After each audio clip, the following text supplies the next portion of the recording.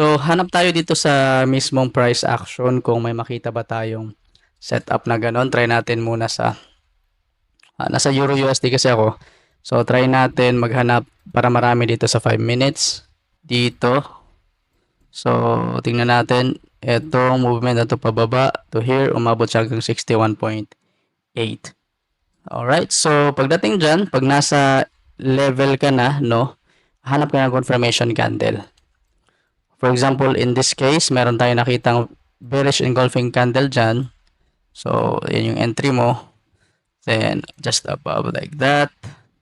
Targeting maybe 1:2. Okay, again, depende to sa strategy na ginagamit mo. Itong Fibonacci retracement, hindi naman siya like solo strategy lang. Ginagamit ko siya as additional confirmation lang din, no, sa aking strategy or sa mga positions ko na binabalak pasukan.